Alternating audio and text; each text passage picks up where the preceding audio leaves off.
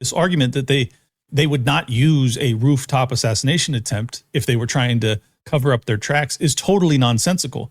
Imagine for a second that they do just want to eliminate Charlie Kirk and they go after him with some sort of car crash or poisoning attempt. Well, that doesn't come without risk either. As Robby himself has already laid out, Mossad has famously gotten busted for many very high-tech successful assassinations, using things like car crashes and poison and explosives. So imagine for a second that they had attempted to take Charlie Kirk out with one of those mechanisms, say poison, for instance. What if he survived it?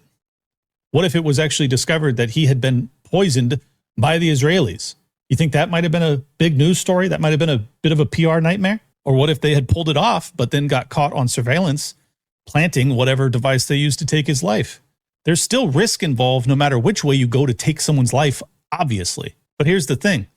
If you get caught attempting one of those avenues for an assassination attempt, well, then everybody immediately knows that it's an intelligence agency involved because, sorry, I don't think Antifa is high-tech enough to be pulling off any of that nonsense. So if you want to pull it off, but have plausible deniability, but also have a potential patsy or a potential fall guy, well, then you actually might be benefited by going with a rooftop attempt as opposed to poisoning, et cetera, et cetera. For Bagley must be in on it, according to these theories, right? And he's far from the only one. All the people in the crowd who immediately turned and looked toward the Lossy building are also implicated. I mean, after all, if Charlie's microphone had exploded, why would they look in the opposite direction?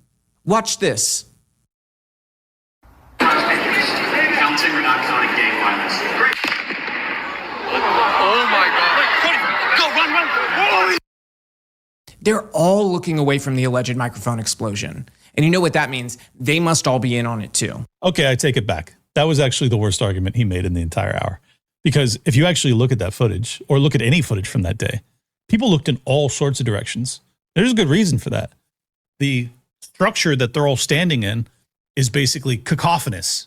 You have the sound of the rifle being fired, assuming that's what we heard, is ricocheting. The sound waves are coming off of all sorts of buildings and people are hearing it from different directions, which is why people look in a multitude of different directions. They don't all look towards the Lossy building. That's just a lie. Additionally, even if they did, it still doesn't prove that the shot actually came from there. Or more specifically, it does not prove that the lethal device that took Charlie Kirk's life was in fact the Mauser 98 fired from the Lossy building by Tyler Robinson.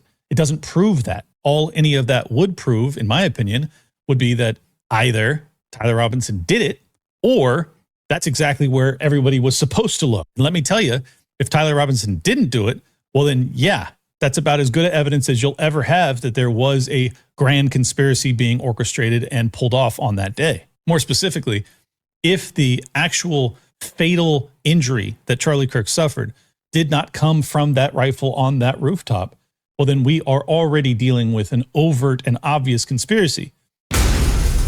Great podcast. Clint is tight.